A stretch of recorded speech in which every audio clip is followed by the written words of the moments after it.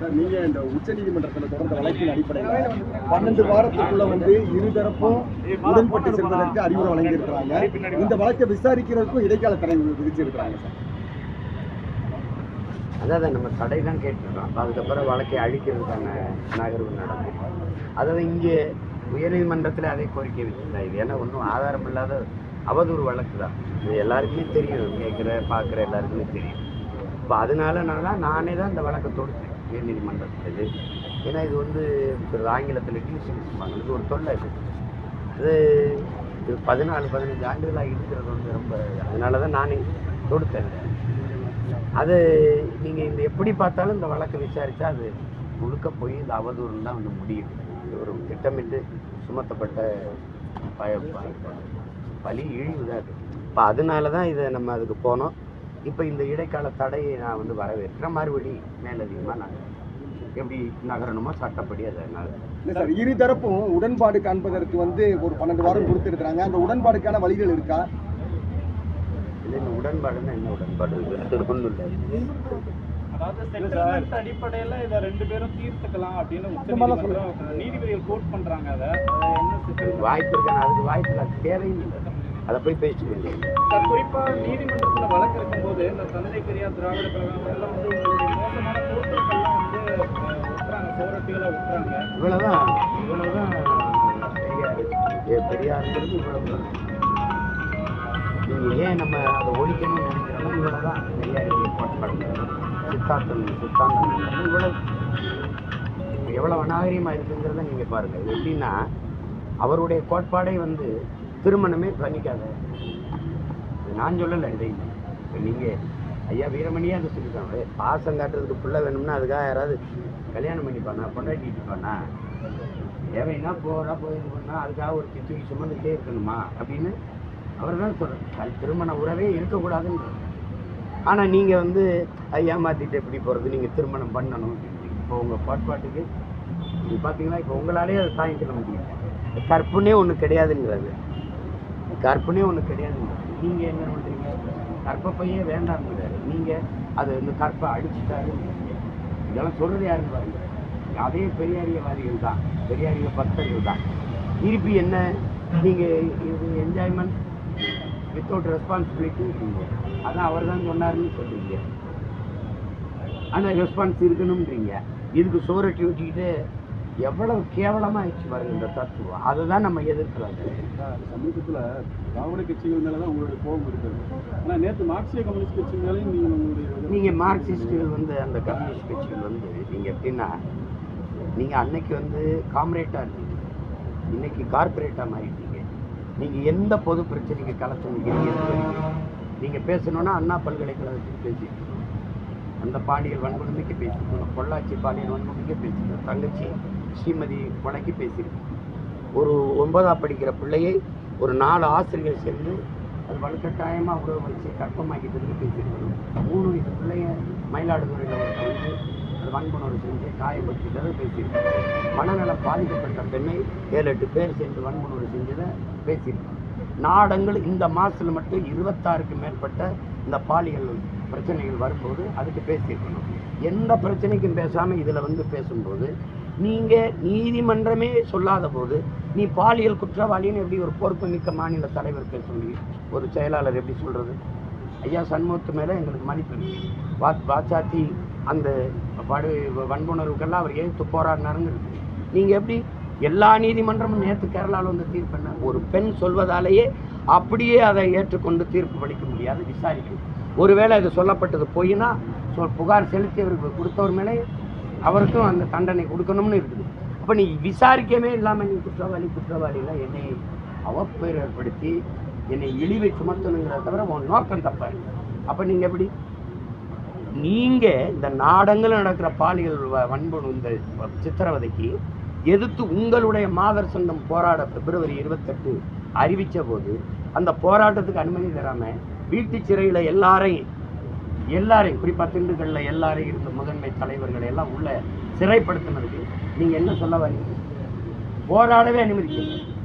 அண்ணா பல்கலைக்கழகத்தில் அந்த தங்கச்சி பாதிக்கப்பட்டதுக்கு நான் முதல்ல போராட்டத்தை அறிவித்து வள்ளுவர் கூடத்துக்கு அனுமதி தரலை. மீறி வரும்போது என்னை இறங்கும் போதே அப்படியே வண்டியில் இருந்து என்னையை விடுங்க. அம்மா அந்த சௌமியா அன்புமணியை எவ்வளவு கோரமாக இழுத்துட்டு போய் அப்படி என்ன நீ ஏற்றி வண்டியில் வண்டி அதே மாதிரி அவங்க குஷ்பு அவர்கள் போராடும்போது ஆட்டு தொட்டியில் மலையில் அடைச்சது நீங்கள் பார்க்குறீங்க. நீங்கள் அதை போராடவே அனுமதி தராத அளவிற்கு அந்த இதில் நீங்கள் தீவிரம் காட்டினா அரசு குற்றவாளியாக தானே இருக்குது. அரசுக்கு இந்த குற்றத்தில் பங்கு இருக்குதுங்கிற ஐயா நமக்கு வர்றதில்லை எதுவும் உங்களுக்கு இருக்கா? அப்போ எப்படி இது அதுலலாம் இந்த மார்க்சிய தலைவர்கள் உங்களுடைய தியாகம் போற்றத்தக்கது. அது எங்கள் தாத்தா சிவானந்தத்தோட கம்யூனிசம் செத்து போச்சு, சங்கரையாவோட முடிஞ்சு போச்சு. வாழுகிற ஒரே ஒரு மனித புனிதன் எங்கள் அப்பா நல்லகண்ணு. நீங்கள் ஏன் இவ்வளவு தோழர்கள் சேர்ந்து 100 ஆண்டுகளை தொட்டு வாழுகிற அந்த மகானுக்கு நீங்கள் ஏன் ஒரு கூட்டம் நடத்தலை? ஒரு வாழ்த்து கூட்டம் ஏன் நடத்தலை? ஏன் இந்த அரசு செய்யலை? கம்யூனிஸ்ட கட்சிகளின் தயவில் தானே இருக்குது. இந்த கம்யூனிஸ்ட கட்சி இந்த நாட்டின் விடுதலைக்கு போராடி பெரியார் சிறை சென்ற காலங்கள் எவ்வளவு, பேரறிஞர் அண்ணா சென்ற காலங்கள் எவ்வளவு, ஐயா கருணாநிதி சென்ற காலங்கள் எவ்வளவு, எங்கள் ஐயா வாழும் இன்னைக்கு மகாத்மா இருக்காருல்ல நல்லது, அவன் சிறை சென்ற காலங்கள் போனாரா இல்லையா? வீச முடிய புடுங்கினானா இல்லையா? சுருட்டால சுட்டானா இல்லையா? அப்போ அந்த விடுதலை போராட்டம் விலகாம நின்ற மகன் வார்டு கவுன்சிலர் பதவி அனுபவிச்சது உண்டா? யாராவது சொல்லுங்க. ஒரே ஒரு முறை பாராளுமன்ற தேர்தல் அவர் நிற்கும் போது அவரை சிபி ராதாகிருஷ்ணன் அவருக்கு ஆதரவாக நின்று பிஜேபி ஆதரித்து கூட்டணி வச்சு அவரை தோக்கடித்தது இந்த திமுக தான். இன்னைக்கு இருக்கும்போது அரசு விழாவாக எடுத்து இந்த கருணாநிதி ஐயாவுக்கு 100ஆண்டு விழாவை ஓராண்டு கொண்டாடுகிற நீங்கள் 100 ஆண்டை வாழுகிற காலத்தில் தொட்ட ஒரு மாபெரும் தலைவனுக்கு ஒரு 100ஆண்டு விழாவை வாழுகிற காலத்தில் எடுத்து அரசு விழாவை எடுத்து பாராட்டக்கூடாதா? நீங்கள் பாருங்கள், என்னைய பாருங்கள், இது கம்யூனிஸ்ட் தோழர்கள் எங்களை நீங்கள் செய்யலை. அதை யாரோ தனிப்பட்ட முறையில் இருக்க மணிவண்ணன் ஒரு பழக்கடை வச்சுட்டு ஒரு முன்னெடுத்து எங்கள் ஐயா நெடுமாறனை கூப்பிட்டு அவர்களாக சேர்ந்து ஒரு விழாவை எடுத்து அதில் நீங்கள் ஒரு அரை மணி நேரம் பேசிட்டு போகிறாரு முதலமைச்சர். ஏன் நீங்கள் செய்யக்கூடாதா? இவ்வளோதான் உங்களுக்கு மதிப்பு இருக்குது. 90 இடம் வச்சு எதிர்கட்சியாக இருந்து நீங்கள் 60 இடத்துலேருந்து 12 இடத்துக்கு குறுகி 6 இடத்துல நிற்கிறீங்க. எம்ஜிஆர், ஜெயலலிதா, ஐயா கருணாநிதி இவங்கெல்லாம் இருக்கும்போது நீங்கள் பெற்ற விழுக்கா 12 சீட்டு, இன்னைக்கு 6 சீட்டில் நிற்கிறீங்க. எல்லாத்தையும் புரட்சி போராட்டம் அதெல்லாம் வறட்சி ஆக்கிட்டீங்க. எங்கே இருக்கு? நீ இதில் குரல் கொடுக்கும்போது அப்போ வருமா? நான் அந்த தத்துவத்தை பிடிச்சு வளர்ந்தேன், உங்கள் கூட நின்று பல ஆண்டுகள் பயணித்தேன். மதிப்பு இருக்குது, மார்க்சியம் இருக்குது. எங்கள் மார்க்சிய தோழர்கள் எங்க? அந்த வீரர்கள் எங்க? அந்த தலைவர்கள் எங்க? தத்துவம் பிடிக்குது, தலைவர்கள் பிடிக்கல. உங்களுக்கு தலைவர்களை பிடிக்காம இருக்கு, நேசிக்கிறேன். செயல்பாடுகள் தவறா இருக்குன்னு சொல்றேன். நீங்க அதுக்கும் பேசணும் இதுக்கும் பேசணும். இப்ப எங்க அம்மா வாசுகியெல்லாம் எனக்கு எதிராக பேசணும்னா தானே நீங்க வாரீங்க. அங்க சீமான் இருக்கிறதுனால தானே பேசுறீங்க. நான் கேட்கறதுக்கு பதில் சொல்லுங்க. மும்மொழி கொள்கையில உங்கள் நிலைப்பாடு என்ன? மார்க்சிய தோழர்களுக்கு காவிரி, கச்சத்தீவு மீட்பு, முல்லை பெரியாற்று உரிமை, நீத்தன் எடுக்கிறது, இந்த மக்களின் போராட்டங்கள் எல்லாம் சரி. எங்க மலைகளை கற்குவாரிகளா வெட்டி போறதுல, கற்களா வெட்டி போறதுல உங்க நிலைப்பாடு? நீங்க தான் இதையெல்லாம் போராடி நாங்க பார்த்துருந்துருக்கணும். அப்ப நீங்க செய்யலைங்கும் போது வேற வழி என்ன இருக்குது? இத்தனை விமர்சனங்களையும் கடந்து நாம் தமிழர் கட்சி இனிமே வாக்கு வங்கியில முன்னேற்ற பாதையில செல்வதற்கான வாய்ப்பு இருக்கா? நீங்களே சொல்றீங்க எங்களை அழிப்பதற்கான முயற்சி, எங்களை வளர்ச்சி. தம்பி, நீங்க உங்க கேள்வி வழங்கிடுச்சு. இப்ப இந்த விமர்சனம் இன்னைக்கு 15 ஆண்டுகளா இருக்குது. இப்ப தீவிரம் பெற்றிருக்கல சார். தீவிரம் படும்போது வளர்ந்துட்டு தானே இருக்கேன். தீவிரம் படல, தீர்க்கப்பட போகுது. இதுல இருந்து தீவிரம் படுது. தடித்த வார்த்தை பேசிட்டாரு. தடித்த வார்த்தையில 15 ஆண்டுகளா நானும், என்னை நேசித்து வந்த என் மனைவி, என்னை பெற்ற தாய், என்னை நேசித்து நிற்கிற என் சொந்தங்கள், எத்தனையோ லட்சக்கணக்கான என் தாய்மார்கள், தங்கைகள், தம்பிகள், 15 ஆண்டுகளா தவித்து துடித்த வார்த்தை தான் இன்னைக்கு வெளியில வருது. தடித்த வார்த்தை ஒன்றும் பேசலை. எங்க அம்மாவை கடும் வார்த்தைகளை நான் சொல்ல இது பண்றேன். எங்க அம்மாவை எப்படி அந்த பொண்ணு பேசுறேன்னு பாரு. எங்க அம்மாவை இந்த மகனே அந்த மகனே என்னை திட்டும்போது 15 ஆண்டுகளா தாங்கிட்டு இருக்கிறோம் நாங்க. என் குடும்பத்து பெண்களை எங்களை இழிவாக பேசும்போது நான் ஒன்றும் அந்த அம்மாவை 15 ஆண்டுகளா நகர்த்தி அதை விடுங்க பேசாதீங்க நான் கண்ணியங்காத்து போனேன். நான் இருக்கிற இடம், நான் நடத்தி போகிற படைக்கு மரியாதை வேணுமே நான் நகர்த்தி போனோம். ஒரு முடிவுக்கு வர வேண்டியது இருக்குல்ல. இது எவ்வளோ நாளைக்கு இந்த அழுப்பை சுமக்கிறது? அதனால தான் நம்ம பேச வேண்டியது இருக்குது. நான் பேசிட்டேன்னா அதே திராவிட முன்னேற்ற கழக தலைவர் பெருமக்கள் தோழர்கள்லாம் பேசுகிறாங்கன்னா அவங்க வாடகைக்கு வாங்கி வச்சிருக்கிற வலைவழி தலைவர்கள் அவர்கள்லாம் பேசுகிற வார்த்தைகளை கொஞ்சம் கேளுங்க. உங்களுடைய கட்சியில் இருக்க முதன்மை பேச்சாளர்கள் பேசுகிறத கேளுங்க. குறிப்பாக அந்த பொண்ணு எங்கள் குடும்பத்தை பற்றி பேசுனது, என்னையை திட்டும் போதெல்லாம் என் தாயை இழுத்து இழுத்து பேசுவதை நீங்கள் பாருங்கள், கேளுங்க. வேணா வலைவழியில் கேட்காம இருக்க மாட்டீங்க. அதுக்கெல்லாம் என்ன, அந்த பொண்ணு தான் பெண்ணு, என்னை பெற்ற தாய் பெண் இல்லையா, என் மனைவி பெண் இல்லையா? அதையெல்லாம் நீங்கள் பார்த்து பேசணும். நாங்கள் நாகரிகமற்றவர்களோ பண்பாடற்றவர்களோ அறம் மீறுவர்களோ கிடையாது.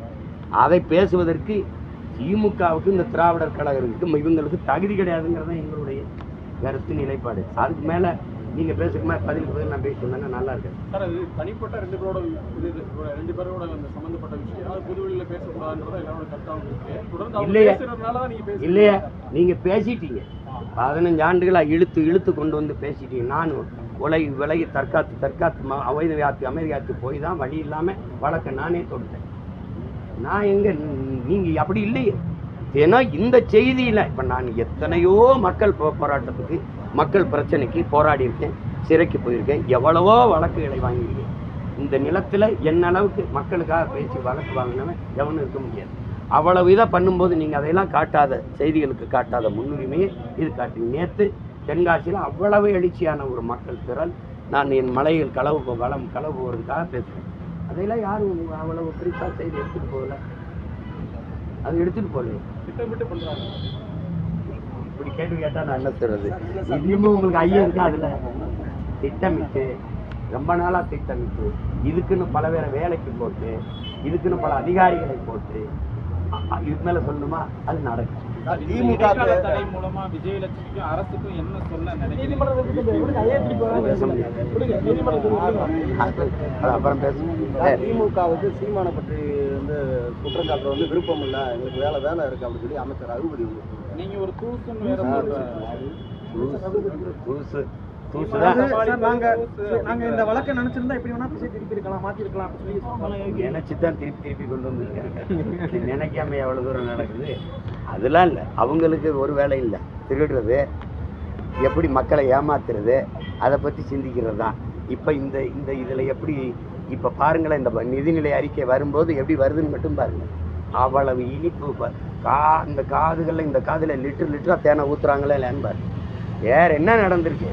உங்களுக்கு என்ன வேலை இருக்குது? உங்கள் நீங்கள் செய்ய வேண்டிய வேலையை தான் நான் செஞ்சுக்கிட்டு இருக்கேன். தினம் வேலை எனக்கு தான் இருக்குது. உங்களுக்கு என்ன இருக்குது?